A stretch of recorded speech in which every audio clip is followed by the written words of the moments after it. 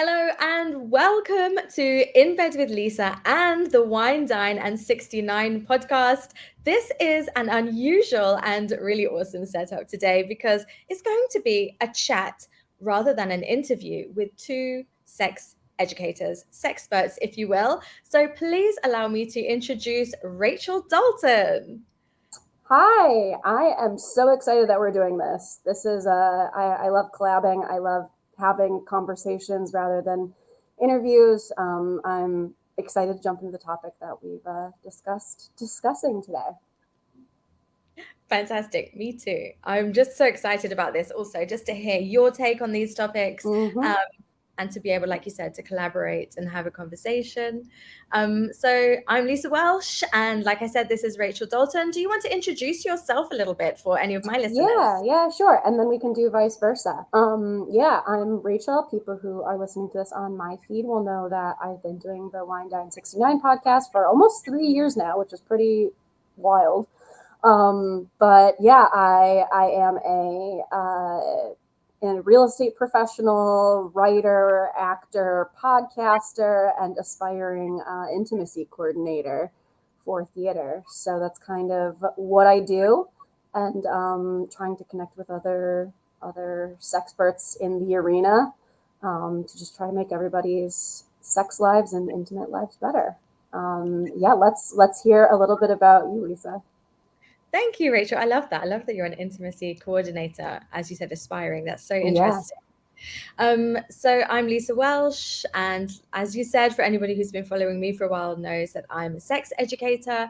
I am based in Durban, South Africa, and I work in the realm of sexual health, rights, justice, wellness around with multiple different organizations, and I absolutely love helping people to have more fun in bed. Yes, that's what we're here for, right? It's doing the Lord's work. That is what we're here for. And I know today we were planning on talking about planned intimacy, but hmm let's chat a little bit about um, intimacy coordination because that is kind of Oh like yeah, planned out intimacy it because is the definition of planned out intimacy. Yeah, and it's so important because so many of us actually learn about sex from what we see on the screen, right? totally, totally. Yep. Yeah, no, it's been a really cool journey. It's one of those things where I was having a slight not midlife crisis and not quarter life crisis, somewhere in between the two of those, and trying to figure out what I wanted to do with my life, and I was just like, wow, why is it that everything that like makes money is like boring as shit? Like, I don't understand why this is. But I kind of, cobbled together this like dream career that I have that involves podcasting and being an actor and being a writer and all of this good stuff.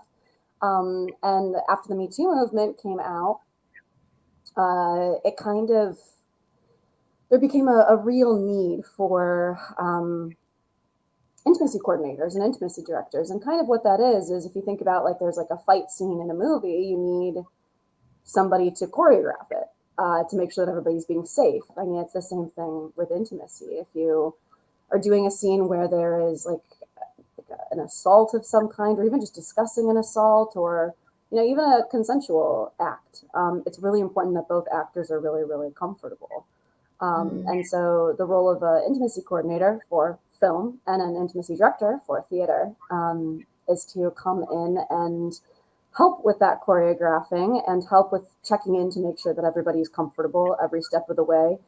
Basically, acting as an advocate for the actors to make sure that they are comfortable and helping them to set boundaries. So it really is like the definition of planned intimacy. And I'm kind of just starting out in that direction, but it is the perfect intersection of everything that I love. So I'm excited. Amazing. I love that you were able to find something that actually combined all of your passions and just hmm found this niche because it is so important. And as you say, sex scenes, I mean, if we look back in time at all the movies, I mean, it's cringy to see what they maybe were teaching the viewers, Oh, but to yeah, even no, imagine what was happening to the actors as well, like that's another whole level. definitely. Yeah. And I mean, the Me Too movement took over the world. And I mean, rightfully so. And ever since then, intimacy direction and intimacy coordination has been really big in just making sure that everybody feels safe emotionally and physically, because Mm, it's not just physical safety that we're worried about, it's emotional safety too. So yeah, yeah, absolutely. it's been a journey, and I'm really excited to kind of continue along. The last couple of years have been wild for everybody, I think, and how we approach everything, virtually versus in person, and making sure that everybody feels safer on a day-to-day basis in their jobs. But I kind of just figured it out as the world fell apart. I kind of fell apart and then rebuilt back too. I feel like a lot of people have that story, actually. Yeah, I think so. Well, I love to hear it. It's great to hear. And I'll know where to direct people if they need an intimacy coordinator online, at least.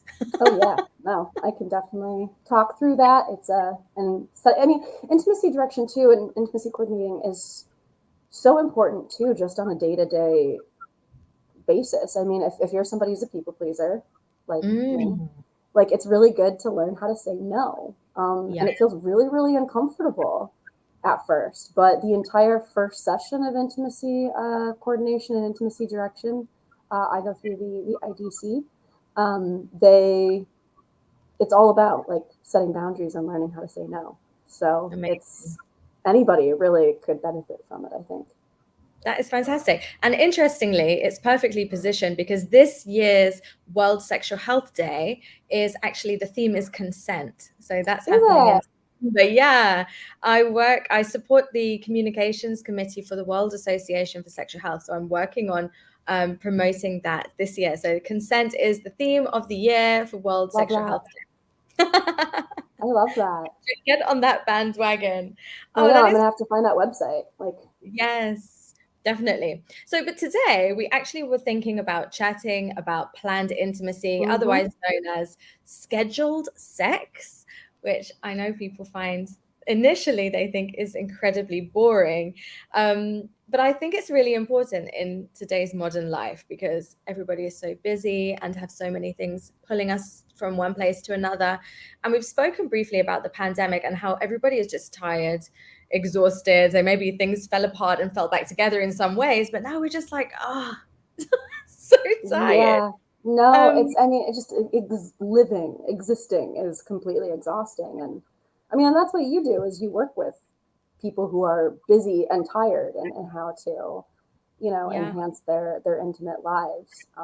So I am interested to dive into it, and for, you to share what you have in terms of tips for keeping the spark and the spontaneity alive, even despite. So, Yeah, absolutely. And I think one of the things, speaking about spontaneity, is that we expect so much. Our expectations are that we will just have spontaneous sex, like, and it will be amazing. We'll just grab each other and be like, yeah, let's go for it. But like in my experience with my own life and with the people I work with, that just is not reality. It's just not reality. If you don't schedule a space, a container for intimacy, then it's hard to just find it. It's hard to just find a snatch of time, right? When both totally. people have the energy and both people have the availability and the libido and the kids are dealt with and the dogs are dealt with. Like, what do you think? Yep. Yep. Yeah, no, I mean, I think that it's difficult for me because I hate the idea of like putting I'm such a scheduled like calendar person. Like my planner this week is just color coded like crazy. Um, and for me, I find it difficult to take this idea and go, okay, well, we're going to schedule sex, and then it's like, oh, well, now there's pressure to do it. Like there's pressure for it to be Mm, good. There's pressure for all these things, but I think that that's putting way too much of a pressure on it, because it's all mhm, about exploring, and it's all about. I mean, if you can just set aside like, okay, like today we're going to play with vibrators, and even if mhm. you like have a topic that you're going to be diving into and exploring together, I feel like that can make all the difference, because it makes you a little bit, what's happening, like it's a little bit exciting. Yes, I love that. But I love what you're saying. It's a very good point because when you are already overscheduled, the idea of putting in sex on that schedule can feel Mm-hmm. like something else you've got to do, like a chore. But I like to see it as you're creating an opportunity. You're actually setting a boundary around a space. You're not defining what has to happen within that space. Although I love your thought on a theme or like an idea to do together. But I also love that you said play, because Mm-hmm. if you can create a box around your playtime and then be like, okay, this is playtime, but be strict about keeping it that way, then Right, it right. gives you space. It doesn't have to feel like there's certain expectations, because even though it's like a sex date, it doesn't necessarily have to mean that sex is going to happen, or that penis and vagina sex has to happen, right? Exactly. Yeah. And I think we need to, I say this all the time, like, we really need to be better at defining sex. The way that sex is defined so frequently in at least like cis het couples is, Mhm. penis and vagina sex. And then once the person with the penis finishes, it's over. And that's Mhm. not how it has to be. No. I So I actually, feel like you exploring keep that. talking, because I've got there's a definition that I love, but I need to go find it. So you Oh keep yeah. talking. Yeah. No, I think that it's just this idea that, I mean, I say this all the time, like, we live in a pretty penis centric society. Like, Yeah. they're very focused on dick. But to have this idea that maybe there never needs to be like penis and vagina sex. Maybe it can just be like experimenting with oral, or maybe it can just be like experimenting with hand stuff. It's fun, and like, we put so much pressure on sex, but like, it's supposed to be fun, really. My So, dog is having a moment in the background, oh, clearly that's wanting to have okay. fun. So I can't find the exact quote, but it's by Ellen Delan, and she just had such a great way of looking at sex as like a consensually, like enjoyable experience shared equally by consenting people. Like she said Yes. it just so well, and I love that. It just is far more playful, far more like experiential. Exactly what you're saying. It doesn't have It, to be focused around anything in particular. people are so serious, and it's like, I've had people in like the throes of passion like come in my eye. You know what I mean? And like, you have to be able to laugh. Like, Yes, like, bodies are gross, and like, it's ridiculous, and yes. just acknowledging that and being able to laugh, like, Yeah, being able to laugh during sex, I think, can make all the difference. I So, totally agree. Like I did a YouTube video last week on doggy style, like all of the like mhm. how to really make doggy style really hot. And I just had to like think, but queefing is a very real possibility. Yes, it is. Yes, it is. And we need to like accept that that's probably going to happen, and then it's not the end of the, like, we can just laugh about it. It's funny. Yes, it is funny. It's bloody brilliantly hilarious and awful at the same time. Like, Yeah. sex is messy and we're human and imperfect, and wet body parts being slodged around together is going to sometimes make a Yeah. noise. And I think like we need to let go of this idea too. I'm on Reddit a lot, and I'm on the sex subreddit, which is a beautiful and awful place all at the same time. But I see these in this situation, like, women come onto this subreddit and say, my boyfriend wants to try anal, but he really wants me to like clean really well first. Mm, And mm. like, it's like, okay, well, that's fine, but you if you want to try anal, you have to accept that like shit might literally happen. Yeah, And absolutely. like, to have this idea that like, oh, I want to try, like, you want to try this thing with all of the reward but none of the risk. It's like, no, you don't get to have it that way. Yeah, and the idea of making it so clear that you have to clean really well so that I can now penetrate your butt, like it Yeah. puts so much pressure on the person being penetrated. Like that's a lot of stress, and it's going to be difficult to relax, because nobody wants poo to happen. So if you're the No. person receiving penetration, it's likely that that's on your mind too. But if it's now Yep. being said, you need to make sure you clean properly, like it just adds extra layer of stress that can make things a little bit more difficult to enjoy, Yeah. especially during I don't anal. know. Yeah. I think that it's, I myself have never done anal. Mhm.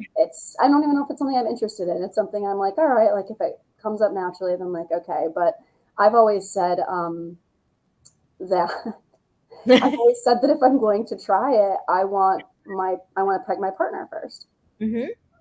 because I don't want somebody to penetrate me who has no idea how much it Yeah. can hurt and has no idea how much how Mhm. gentle I need you to be.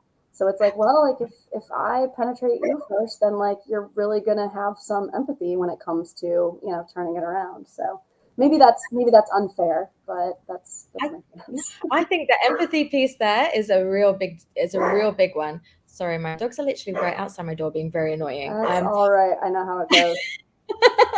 But with pegging, I think it's a massive shift of gears so that the person who is actually receiving, maybe for the very first time in their life, is if it's a cis het man, Hmm. then it's like that this understanding of what it means to be penetrated. Like that Hmm. is the mental vulnerability required as well as the physical surrender that I can Exactly. understand why you would say that. In order, Hmm. if you want to do this to me, then I want to do it to you, and then we can all understand and have real empathy for one another. Exactly.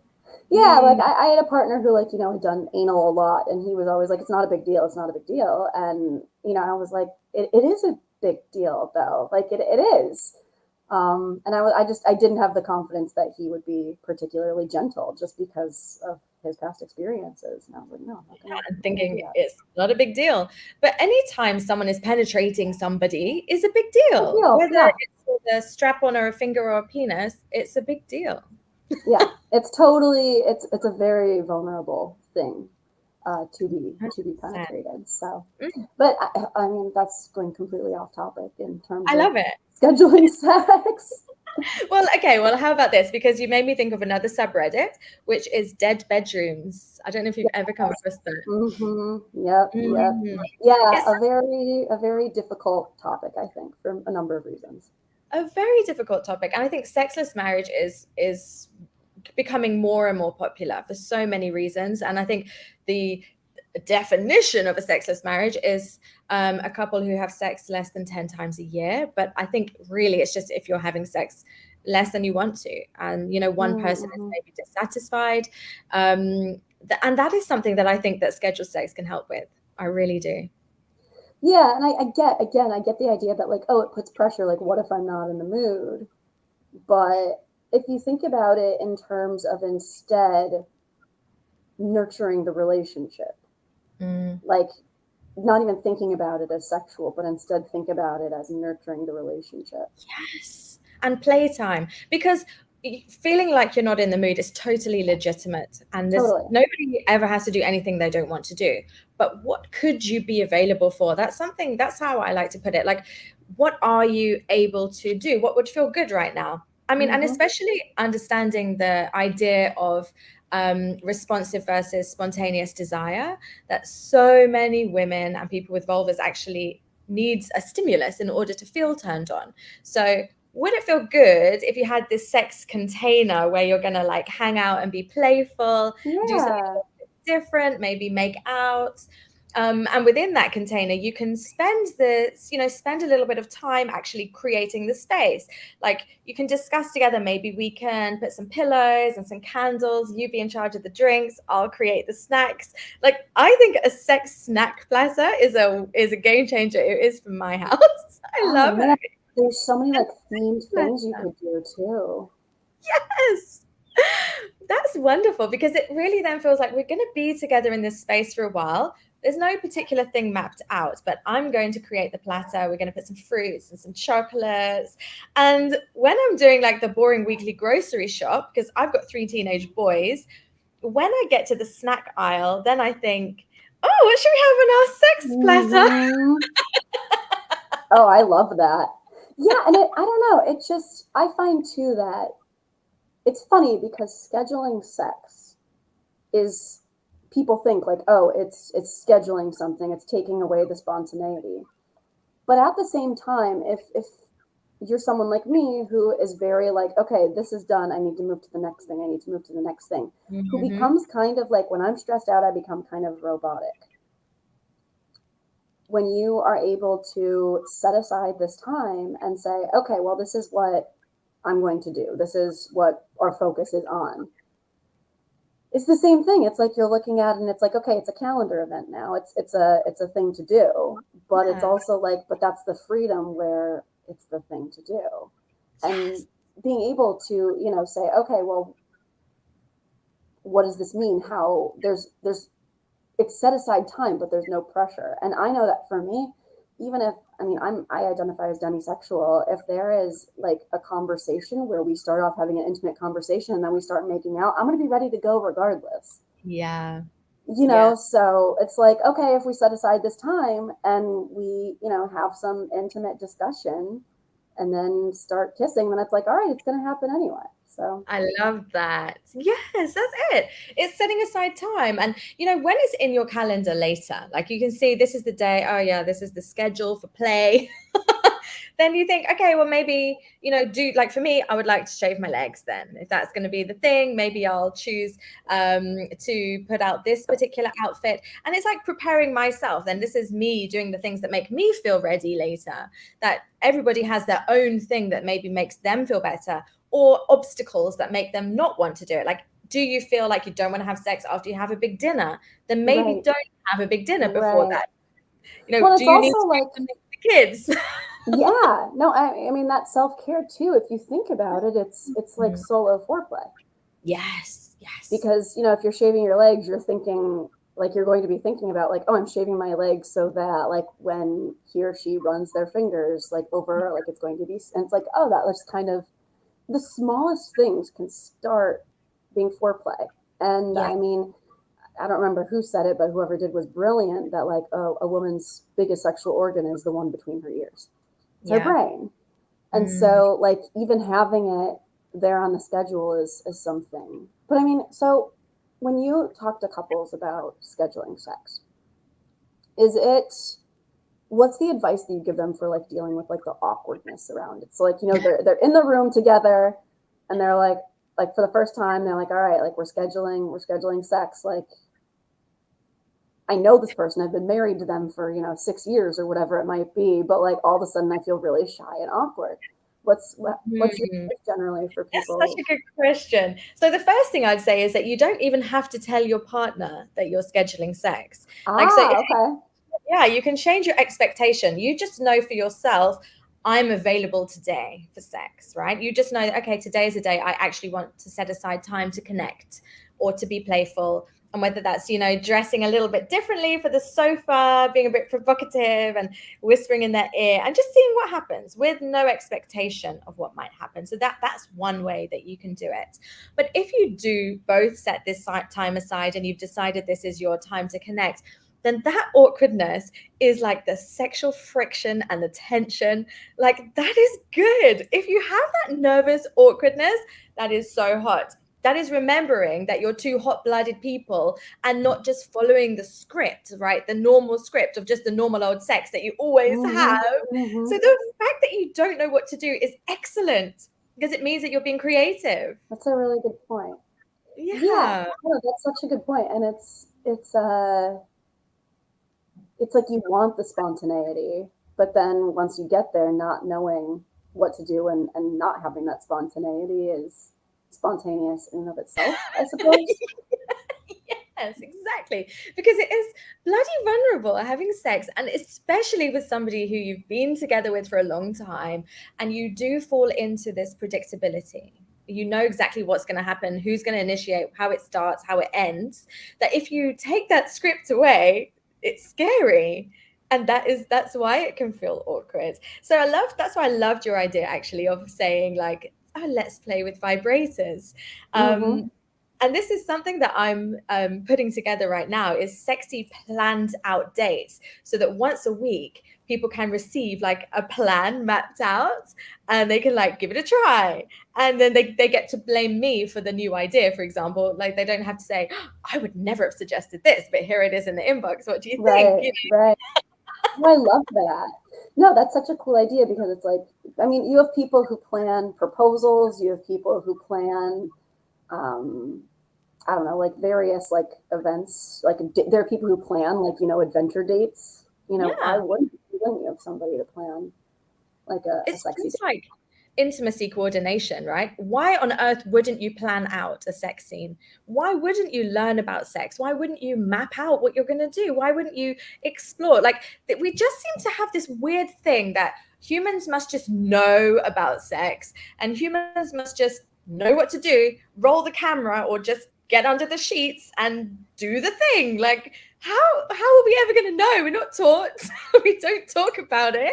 Definitely. No, absolutely. And that's such a, yeah. Yeah, being able, I mean, and what about couples who, like, for example, aren't communicating about sex very openly? Like, how do you do a planned sex date when you're having a hard time communicating about sex, period? Yeah, that's a tricky one, Rachel. And for some people, a planned out sex date is too big a step, and it's not the right thing for everybody. Because if people are unable to have the initial conversation, and if if they've got resentment happening or unprocessed trauma between them, or something that needs to be dealt with first, then it's important to deal with that first. So it isn't for everybody, but if it is just like a little bit of awkwardness that you don't know what to say because you've never really spoken about sex, then it can be a really good icebreaker. It can really just help you to just try things out, and as part of the overall session of scheduled play, it can help you to learn how to communicate beforehand, because you have to say something like, okay, listen, I'm going to bring the lube. Or Yes, would you like to choose the drinks? And it also encourages afterplay.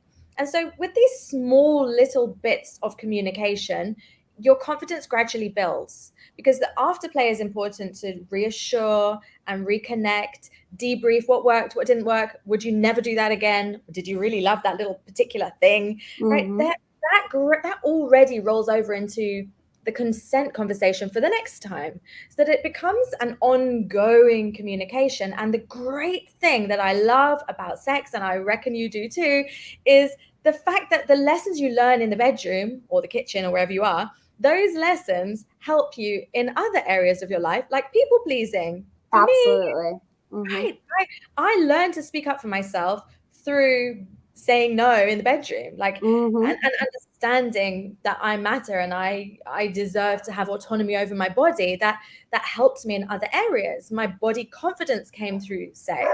So I think it can really help couples to communicate. Not every single situation, everybody's individual, but yeah, it can certainly be a tool for people.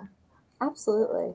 Yeah, that's a very interesting way of looking at it. And I don't know, I keep going back to this idea of like, scheduling sex. Like, what about, I don't know, like somebody who has such a hard time unwinding, right? Like they want to schedule, they want to have a good sex life with their partner, but if they're somebody, again, like me, who when they're stressed out, it becomes very like, okay, step point A to point B to point C to point D, just have to get through these events. Like, Yeah, yeah. how do you help that person like relax so that even if this sex is scheduled, they get there and they're able to be present in their body? Because I think that's like, on a serious note, I think that that's a very big trauma response, is just like not being connected to your body. And so if Mm, there are people who struggle with that and they have planned sex and they feel like that puts pressure on them, mm, I'm wondering like what the best thing to do to help them relax or to help them to see it, from a different angle could be, so mm. that they can be present in their body. That is such a good point, because just because it's scheduled doesn't mean that something has to happen. And I think it's really important that you said that. Consent, no matter what, no matter if you've agreed and planned and put it in the schedule, it doesn't have to mean that anything has to happen. But I would suggest something like a buffer between your day's work and the planned Mm-hmm. playtime, because for me too, I really struggle to switch gears from work mode to play mode, and I can get grumpy and tetchy, and it's really hard to drop into your body when you've had a busy day. And sometimes knowing there's this sex date at the end of the day can be like, oh. So I would love to say add a buffer, and I call it a pleasure portal. It looks different to Ooh, okay. Yeah, so you're almost going through this portal, allowing yourself to come back down to earth and to your body. And that should include a bit of movement somehow, music, Yep. movement, Hmm. and then add your own things. Like, what would feel good to you? Is it a shower, a bath, a dance? Is it a masturbation session? Is it other self care? Like, I know you also speak a lot about self care. I think it's Hmm. finding that balance of self care and solo pleasure and partnered pleasure. And of course, not forgetting the fact that this play session and scheduled sex could certainly be a solo thing as well. That's a really good point. Yeah, being able to create like that buffer there to be able to say, okay, well now I'm in this mode and now I need to be in this mode. And even Yeah, not need to be in, right? Even that, like, come on, right, let's get right. into this mode. It's more like, okay, let's just see what's available, Let's what energy loosen is up a little bit. Hmm. Well, and what about like expectations? Like, so if one of the partners is this person that we're talking about who is having a harder time, and then there's the other partner who's like, all right, like it's Wednesday night, like this is our scheduled sex time, and their partner is like, yeah, I don't really feel like. I mean, how do you manage expectations too with something like that? Mm. It's the boringest answer. Communication. Yeah. Communication and just seeing what are you available for. Like, it's like throwing away the script. Because if so, for example, you have different kinds of sex, right? You have, imagine there's a buffet of sex. So you can be having like hot dog sex, right? Here and there. It doesn't need to be scheduled. Like, my husband and I are morning sex people before the teenagers are awake. We have quickies in the morning. And I also like to have a longer connection, Hmm. maybe once a week. So I like the idea that the longer connection is that kind of scheduled thing, but the expectation must be that it's a connection schedule, like we said, like a nurturing the relationship space. Because if one person just literally doesn't have the capacity for penetration or pegging or whatever, like it needs to be like a degree of freedom around it so that both people can Totally. actually be nurtured by it. So whether that is lying down together and listening to erotica, or one person giving a massage and the other person receiving, or having a lovely sexual discussion, like a stimulating intellectual discussion, or watching Netflix. Like, I'm no bloody dissing to Netflix and chill, like, but it's just it's really, what I want to say is it's a time to put your bloody phone down. That's really, I mean, really, that's the crux of the issue, right? It's like really scheduled time for intimacy. It's a just put it in a yeah, yeah, yeah. Surgically remove your cell phone from your hands. Yes, yes. No, I think that's a good point. That really is, once the phone is set aside, then the possibilities open up. Oh my goodness. And and that's the thing, is that if you don't have the phones, most of your distractions are gone. And so, I mean, and for people who, scheduled sex sounds too scary or whatever, just saying, okay, well, like, 2 times a week, like for this hour, we're going to put our phones down. Or I know couples who, for an hour, like when they get home from work, they put their phone down. And like Yeah. more often than not, they end up having sex. Like, Yeah. so it's like, if you put your phone down and you focus on connecting, then like those things just kind of go along with each other.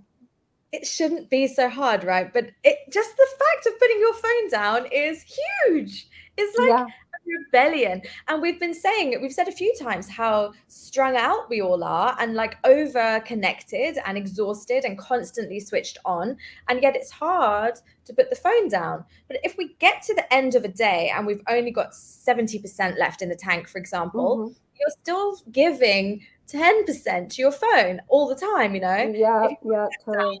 it just frees you up to be there for yourself more, to do the self-care piece, and to be with your partner more if that is something that you want to do. It just gives you a little bit of freedom, and it can be really liberating, as scary as it is. I don't know what we think we're going to miss, but I'm guilty too. Oh yeah, I think we all are. But in terms of like, and so I'm thinking more about the self-love piece, because like you said, that is a very Mm. big part of my show. It's about, sex, dating, relationships, and self-love. Because what I've learned is that if you don't have the self-love, all of those other pieces do suffer. And so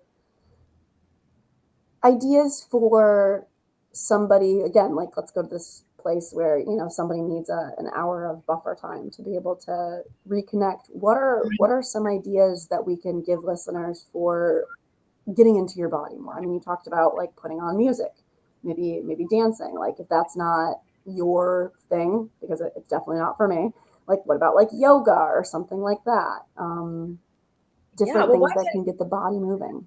yeah, what would you suggest? I would love to hear some of your suggestions on getting into the body. Yeah, I think that there's like so many like tactile. Like I think that one of the best feelings in the world is having freshly washed sheets with freshly shaved legs. Oh yeah. Like that's like such a good feeling. And so if you can like think ahead and be like, I think I like really would like to feel that. Mm.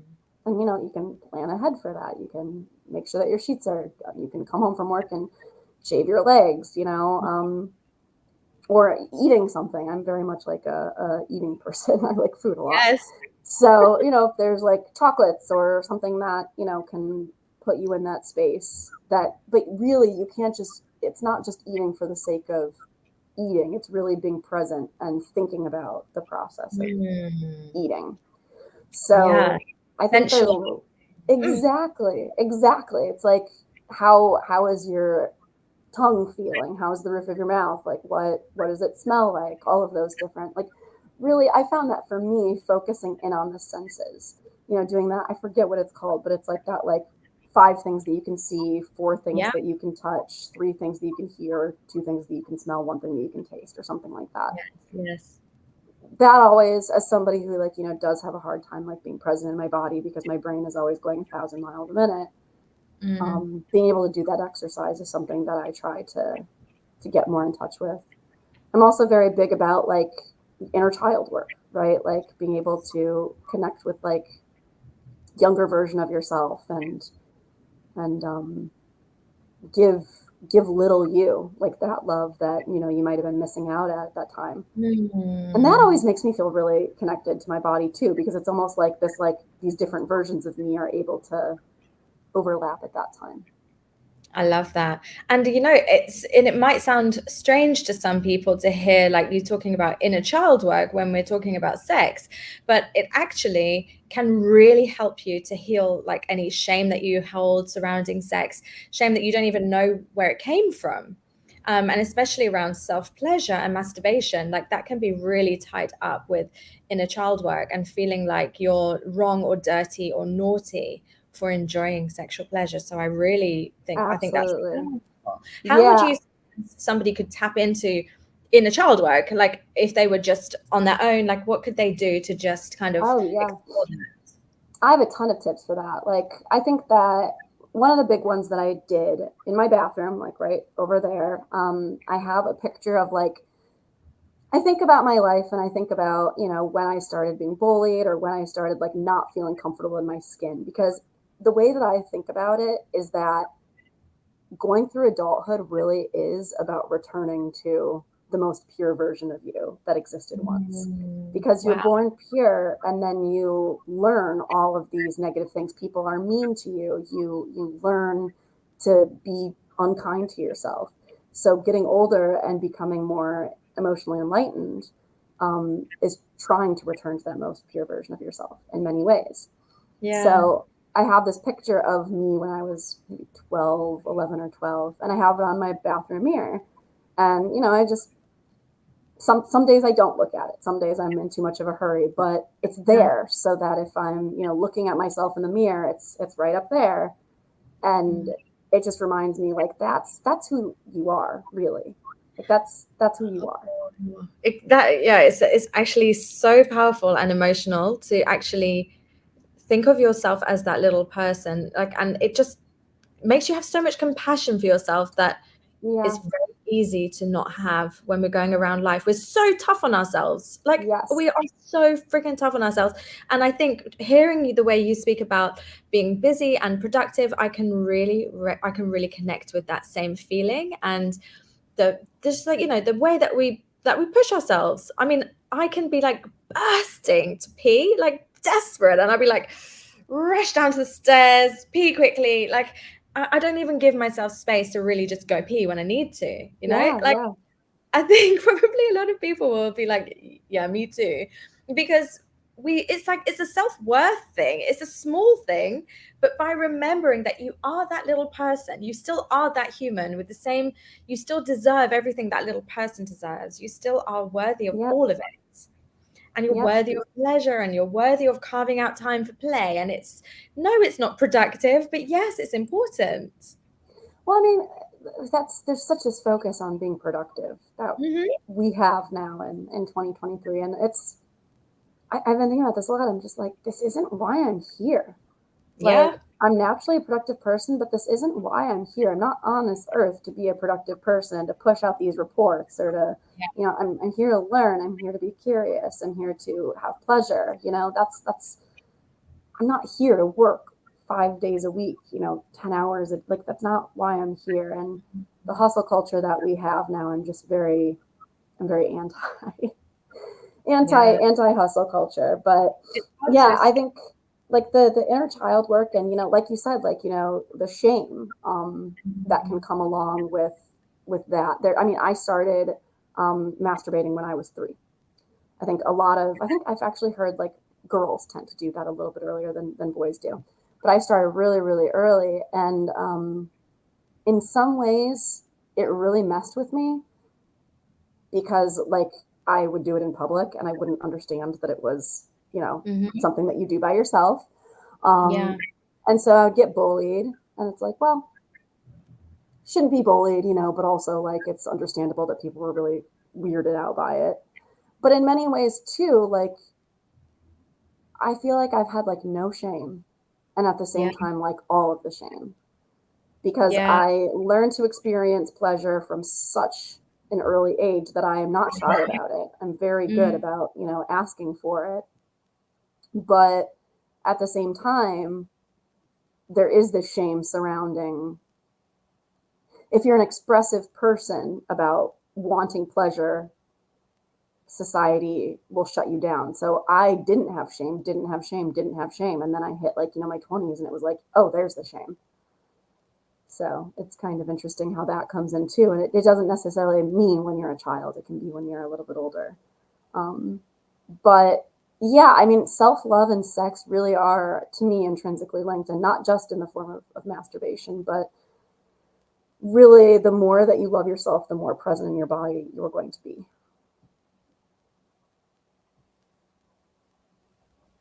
I'm having like a total dog moment over here.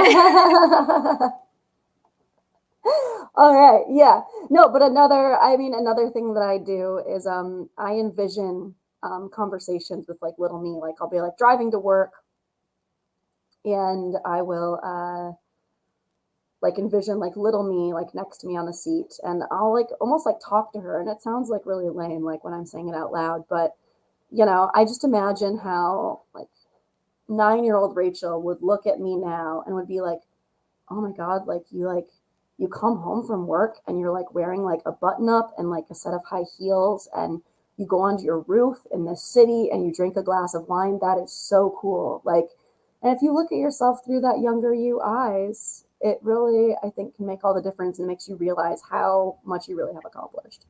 Yes. Oh my gosh. You're so right, like the way that they would look up to you and be proud, and it's true because we've accomplished so much. I think so many of us can really know that we've come through a lot, we've been through hard things, and now Mm-hmm. here we are doing our best to live a pleasurable life and get things done and be proud of ourselves, and we have every reason to be proud of ourselves. But thank you so much for sharing with vulnerability. That was really powerful. That was a powerful thing to share. Yeah.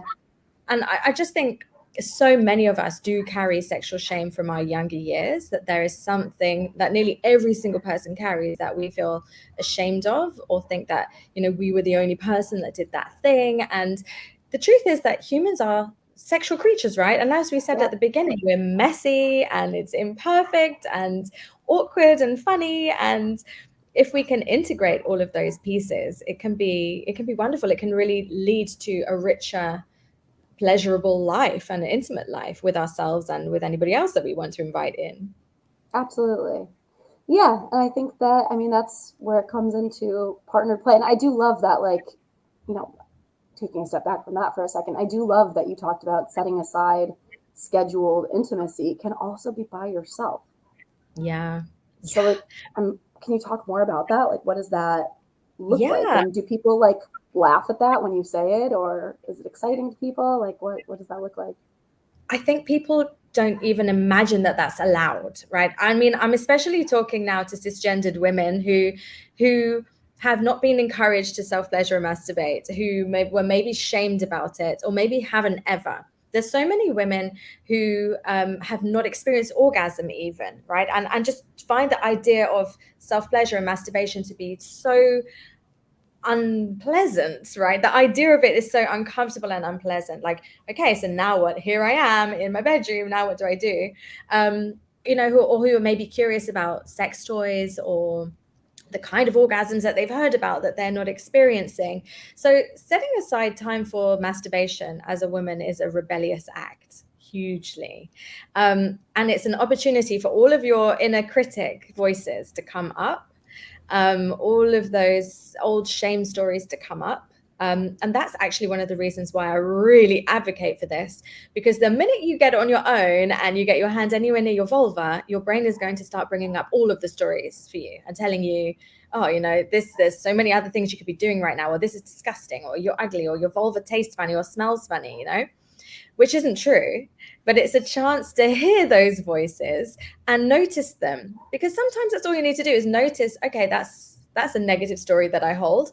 Because if you can hear those stories and release them and choose something more accurate, like, oh no, this is actually what pussies are meant to smell like. This is Mm-hmm. normal. They're not supposed to smell like roses.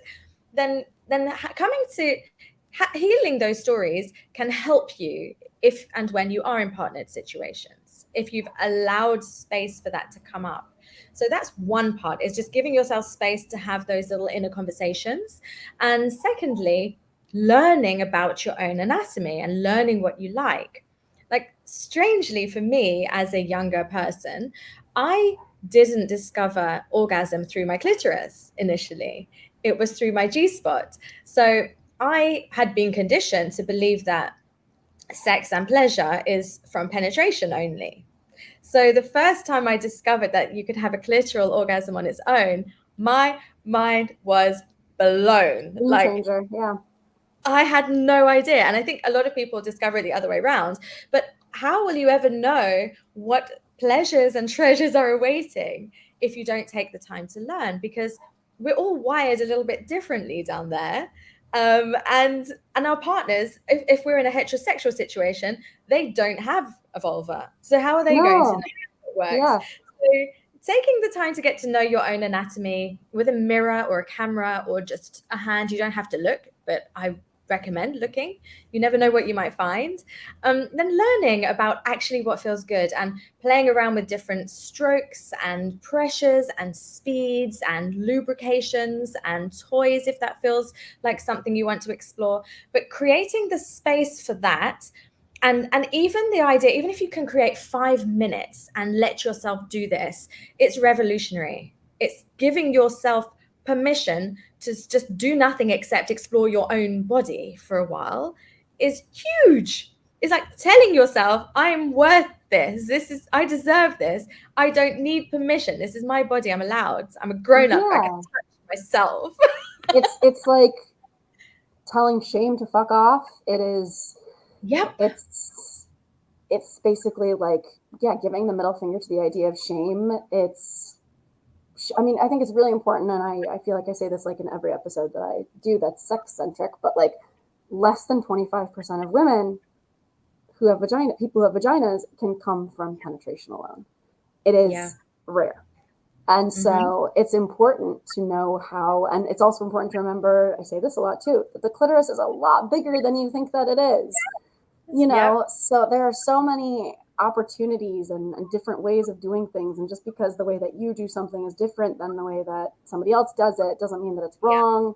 It's just understanding how you tick and taking Oh that yeah. time to like date yourself, and like understand how your body works, it's only going to benefit your romantic relationships later on. Completely, completely. And I would add to that that so many people, all genders actually, often have one way of masturbating that Mm-hmm. gets them to come quickly, and they think that's the only way. And then often they can think they're broken, like, oh, this is the way I come, that's just how I'm wired. But actually, there are so many different options that Yep. just because you've got one favorite way that works well and you've created strong neural pathways to react to that stimulation, that having these times for exploration can help your body to learn to receive pleasure from other different things, like other erogenous zones and other kinds of stimulation and other speeds. That you might find that you really love something still and firm against your A spot. So that might be like a whole new thing, you Mm-hmm. know. I mean, there's so many different spots inside and outside and all Oh over the yeah. place. They just need to be Yeah. unlocked and awakened, and blood flow supply, and for you to get out of your head for a little while.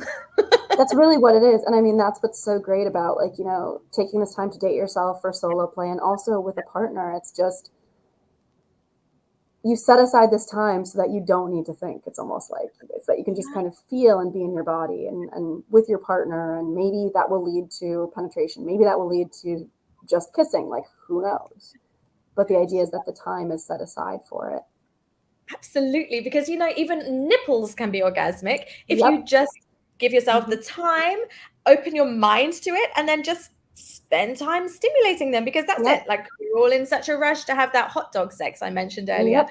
Yep. On that buffet, there are endless different options to taste and try. And what can come of it? If you fancy trying it, try it. If you didn't like it, try something else.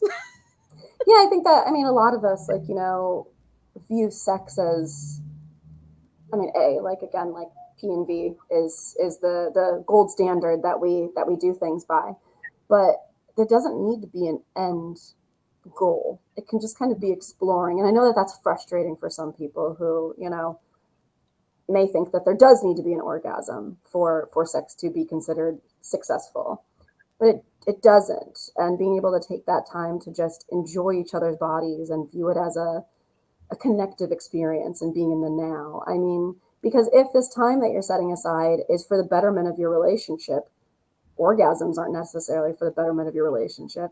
Connection is. No, absolutely. Rachel, that is the mic drop moment. Yeah, why are you doing this? Why are we bothering to set aside time for planned intimacy? What is your end goal? Connection, Hmm. nurturing, whether that's a partner or yourself, whatever it is. We know that we didn't say do this for orgasm. Some people, orgasm might be on the agenda, great, but that's not the whole idea. That's not the whole reason for doing this. There's so much more to it. There's so many different reasons that people have sex, and orgasm Hmm. is just one of them. Yeah, I mean, that's not my primary concern. I like you said, there are people who have these neural pathways. They know how to make themselves work, and it's like, look, like, I'm good. I can, like, come in like 5 seconds if I need to. Like, it's not. I don't need a partner for that. So the partnered experience is really way more about the connection for Definitely. me. Yeah, So me I think too. it's just important to remember that we put so much pressure on sex in terms of, and I think that people with penises put a lot of pressure on themselves when it comes to sex as well. But just kind Mm, of remembering that it's important to focus on the connection. It's not about performing. It's about what are we experiencing together? What are we creating together? that is such a good point, Rachel. I had a conversation with a urologist not so long ago, and he was talking about that the fact that 50% of people with penises will experience erectile dysfunction at some point. Yeah. And erections are not essential for sex if we take this definition and expand it as we have been. Flaccid penises, soft penises can experience pleasure and are worthy of having pleasure and being loved just as much Mm-hmm. as erect penises. Like, if we can change this definition and make space for connection, then it allows such a broader experience for everybody, no matter what the genitals are, no matter how the genitals are behaving at any given time. There can still be fun and pleasure and connection. Absolutely. Yeah. And so I think that just we need to put less pressure on sex. We need to focus on having more fun with sex. And it's funny because, like, what we've talked about today is really about scheduling time, but it's not about scheduling time to put pressure on sex or scheduling Mhm. time for pleasure. It's about scheduling time to explore and play, Yes, playtime. which I think is like really what it comes down to is less pressure. You would think that scheduling sex is like putting more pressure, but Yeah. actually the way that you're talking about doing it and the way that you talk to clients about doing it, it's actually less. Hmm. Easily misunderstood. I'm glad we clarified it. Yeah, no, I was like, all right, like, I'm just always in my brain so much that I'm like, all right, like this is gonna be an interesting conversation for me, to be able to explore this idea. But Yeah. I think I get it. I think I get it. I'm so glad you did. Thank you. Thank you, Rachel, for exploring it with me. You just had so Yeah, many beautiful ideas and suggestions. I think that people will gain a lot from this chat. yeah, definitely. And like, where can people like follow up with you? So you can find me in bed with Lisa. I'm all over the place at in bed with Lisa. Probably YouTube is my best place at the moment. And you can also grab 2 free sexy date nights fully planned out on my website, which is Ooh, inbedwithlisa.com. How about you, Rachel? amazing. Yeah, no, I'm on everything at like Wine Dine 69 Pod. I have a link tree. We can put that in the episode notes. So I'm on Instagram, Facebook, Twitter, TikTok, YouTube. I'm all over the place these days, it feels like. So yeah, and you can listen to the show. We drop episodes every other week on Fridays. Fantastic. Wine Dine 69. I just love the name of your show. Yeah, yeah, I can't take credit for it. It was my former co-host's idea, and it's brilliant. So It it's is a brilliant one. Oh, well, it's been such a pleasure to chat to you. I've loved getting to yeah, know you. you too. Yeah, definitely. And I think that hopefully both of our listeners will take a lot away from this conversation. And if they want to explore these sexy date nights, planned date nights, they have a place to go. And if they have questions about intimacy coordination, they can head on over to me.